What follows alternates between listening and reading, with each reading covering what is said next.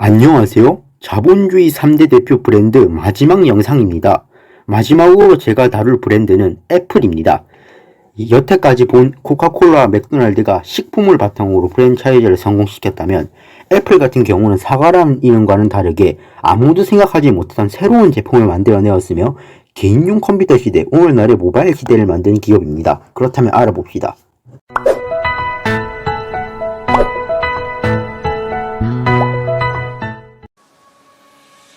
1955년 2월 24일 애플의 창업자 중 한 명인 스티브 잡스가 태어납니다.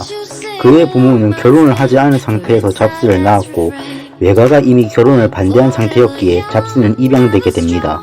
잡스가 입양된 집은 비슷한 기업인인 빌 게이츠처럼 엄청난 부잣집은 아니었지만 당시 흔히 볼 수 없던 컴퓨터도 있었고 부모님도 엔지니어였습니다.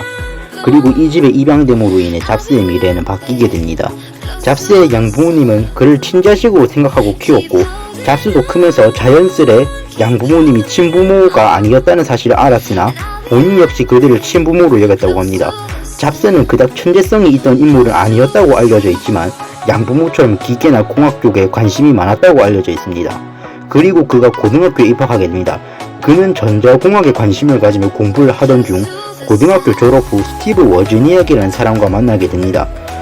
그는 자신이 다니던 리드 칼리지 대학 철학과에 부모님의 지원을 투자할 만큼의 가치가 없다고 판단하여 대학을 중퇴했고 이후 교양 수업을 듣거나 기타 철학을 공부하게 되며 특히 일본 불교 쪽에 관심을 가져 죽기 전까지도 일본 조동종 불교를 믿고 장례식도 불교식으로 치렀을 뿐만 아니라 미국 불교센터 건립에도 지원을 했다고 알려져 있습니다. 이후 그는 워지니악과 함께 관심이 있던 컴퓨터를 생각해서 컴퓨터를 하나 개발하니 이것이 바로 애플1이라는 첫 번째 프로토타입이었습니다. 부족한 부분도 많았지만 이후 그들은 추가로 후속 모델을 냈고 이에 성공하게 됩니다. 워지니악은 잡스보다 공학 관련 쪽으로 한 수 위였으며 이로 인해 그가 주로 개발을 맡고 잡스는 영업을 맡아 장사를 했다고 합니다. 이에 워즈가 아닌 잡스가 만든 컴퓨터는 잘 팔리지 않았다고 합니다.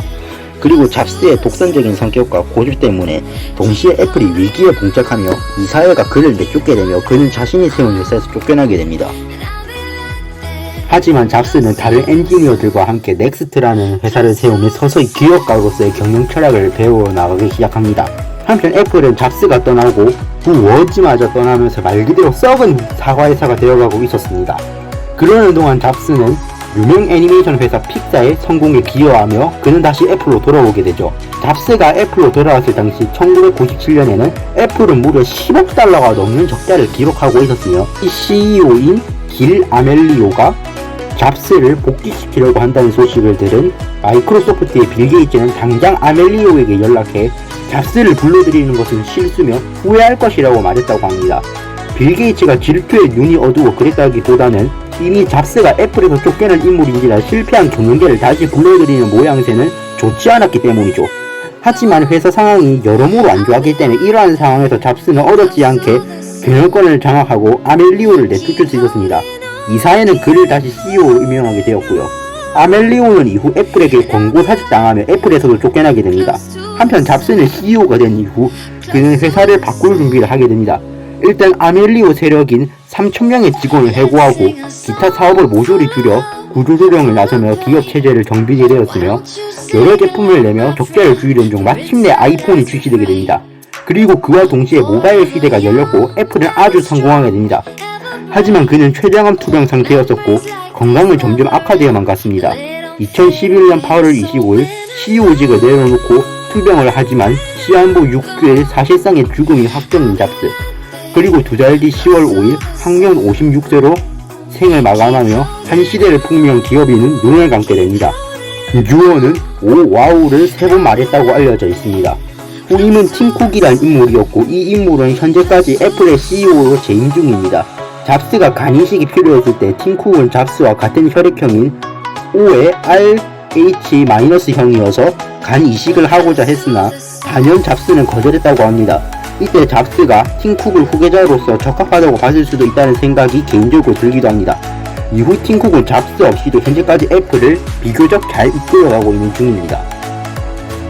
옥춘에서 선정한 가장 위대한 현대 디자인 순위에서 애플의 대표적인 제품이 아이폰이 1위를 기록하기도 했으며 그 밖에 7개의 제품이 선정되어 들어가 있다고 할 정도로 현대 산업의 영향을 끼친 기업으로 평가받고 있습니다. 그로 인해 우리는 모바일 시대에 편리한 생활이 가능케 했으며 다가오는 사무들에 큰 영향을 미쳤다고 평가받습니다. 이에 오늘날 시가총액 1위를 평균적으로 독점하고 있으며 2022년 8월 기준 대략 3,000조 가까이 된다고 합니다. 애플을 만들어낸 스티브 잡스는 고집이 강하고 독선적이면서 자기 중심적인 인물이어서 쫓겨나기까지 하면서 나락의 길을 걸어갔지만 다시 발전을 하며 부족함을 채워나가면서 결국은 새로운 세상을 열 인물이 되게 되어 오늘날 IT 업계에서 가장 존경하는 인물 중 한 명이 되게 되었습니다.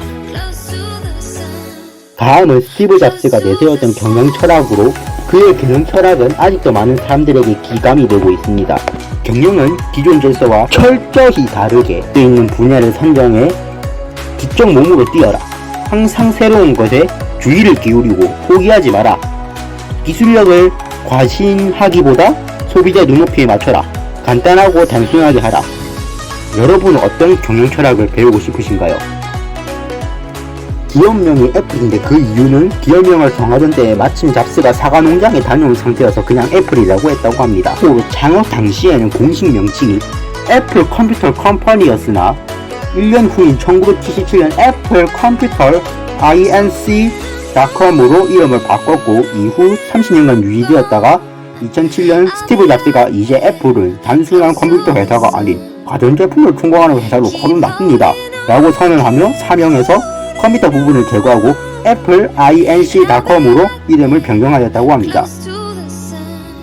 애플의 로고인 한입 베어먹은 사과의 형상에 대한 그 유래는 애플에서 정확히 밝힌 적이 없었기에 여러 설이 난무했었습니다. 주로 컴퓨터라는 개념의 창시자인 현지학자 앨런 튜링이 청산가리를 먹고 자살했을 때 있던 사과를 모티브로 디자인한 것이라는 주장이 있었습니다. 깨물다 바이트의 발음이 바이트와 동일하다는 점도 있었으며 또한 동성애를 뜻하는 무지갯빛 사과는 동성애자라는 이유로 배척받고 죽을 수밖에 없었던 튜링을 충원하는 의미에서 있었다는 설도 있었습니다. 일부에서는 이브가 한입 베어문 선악과라는 말도 있었으며 물론 어디까지는 이 모든 주장들은 내피셜에 불과하니 지나치게 믿을 필요도 없었습니다. 잡스 역시 그런 것까지 고려했다면 좋았겠지만 아쉽게도 사실이 아닙니다 라고 대답하였다고 합니다. 애플 로고의 정확한 유래에 대해서는 월터 아이작슨이 집필한 스티브 잡스 전기에 나오는데 로널드 웨인이 디자인한 최초의 애플 로고에 있던 사과는 튜링의 사과가 아니라 아이작 뉴턴의 사과라고 하며 애플2의 광고를 제작할 때 고풍스러운 로고가 광고와 어울리지 않는다는 이유로 아트 디렉터인 룻 자노프가 새롭게 로고를 디자인하게 되었다고 합니다. 자노프는 온전한 사과 모양의 로고와 한입 베어먹은 사과 모양의 로고 두 자의 시안을 내밀었는데 잡스는 온전한 사과는 체리나 토마토처럼 보인다는 이유로 한입 베어먹은 사과를 로고로 선택했다는 게 사과 로고를 정한 이유라고 합니다. 제품과 서비스는 물론 정책의 논란과 말이 많은 애플이지만 고객과 제품에 대하는 깐깐함을 환경으로 대하는 태도와 청업체의 고용 및 인권 실태에까지 적용하고 있기 때문에 친환경 정책을 선도하는 기업 중 하나로 꼽히고 있다고 합니다. 실제로 2014년 4월 팀쿡은 직접 등장하여 애플의 모든 데이터는 100% 재능생 가능 에너지로 작동합니다 고 밝히며 다른 기업들이 애플의 이런 친환경적 정책 또한 카피해주길 바란다는 내용을 발표했다고 합니다. 2016년 초부터 구글 데이터 센터를 통해 전송되는 iMessage가 100% 재생에너지로 가동되고 있으며 2018년 전세계에 위치한 애플 사무실, 리네일 매장, 데이터 센터를 포함한 모든 곳에 100% 청정에너지로 작동되어 성공한다고 합니다. 2018년 리프레시된 맥북 에어는 100% 재활용 알루미늄으로 제작되며 이후 같은 해 4월 전세계 43개국의 생산시설에서 100% 재생에너지를 사용되며 RE100을 달성하였다고 밝혔다고 합니다. 애플의 디자인은 대부분이 호평이라고 알려져 있습니다. 애플 ID 제품의 점유율은 한국 내외를 가리지 않고 낮지만 인테리어나 가구 제품의 광고 이미지 중 다수가 애플의 제품을 연출할 정도로 깔끔하고 감성 있는 디자인을 자랑하며 외관도 외관이지만 한술 더 써 2006년 맥 프로와 이후에 출시되는 맥북을 평소에 보지 않은 내부까지 깔끔하게 만들었습니다. 스티브 잡스 본인부터 메인보드의 부품 하나하나에 집착했다는 일화는 이미 유명하다 보니 디자인에 영향을 줄 수밖에 없었다는 의견이 많습니다.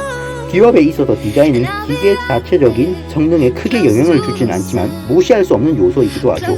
이왕이면 멋지게 잘 나온 디자인이 고객의 마음을 빼앗고 판매로 이어지는 것이기 때문입니다. 이것은 애플의 또 다른 성공 비결이라고 할 수 있을 것 같습니다. 빅데이터 시대 대응을 명목으로 많은 기업들이 사용자의 개인정보를 무차별적으로 수집하는 반면에 애플은 기본적으로 데이터 조집을 최소화하는 자세를 취하고 있습니다. 어쩔 수 없이 데이터를 수집하는 경우 기기 앱 충돌 보고서에 애플 ID 등의 신원을 식별할 수 있는 정보는 전송하지 않고도 사용자의 행동 패턴을 파악할 수 있게 하는 사전 개인정보 보호 기술을 도입하여 개인정보 사생활 보호를 최대화하고 있음을 밝혔습니다. 또한 다른 기업들이 사용자의 데이터를 수집하여 머신러닝을 하는 것과 다르게 애플의 기기 자체는 성능을 높여 머신러닝을 사용자의 기기 안에서 구현하고 있다고 합니다. 2014년 발표된 iOS 8에서는 사용자의 비밀번호를 통해 모든 iOS 기기에 콘텐츠를 암호화 시작하였으며 모든 법 기관 통제로서의 개인정보를 거부해오고 있으며 이는 애초에 서버에서 개인정보의 접근이 원천적으로 불가능하도록 암호화하게 되어서 개인정보 제공을 요청받아도 애초에 우리는 못 본다는 식으로 막고 있기 때문이고 이로 인해 애초에 법 집행 자체가 기관뿐만 아니라 애플 본사에서조차 서버 내 정보에 접근이 불가능하다고 합니다. 2021년 1월 28일 팀쿡은 CPDP-21에서 사용자의 개인정보로 표적 광고를 집행해 돈을 버는 것은 폭력적이다 라고 개인정보도 인권이며 사용자에게 다룰 수 있는 권한이 있어야 한다고 강조했다고 합니다. 오늘 HOT 스튜디오의 영상은 여기까지입니다. 재밌게 시청하셨다면 구독과 좋아요 부탁드립니다. 감사합니다.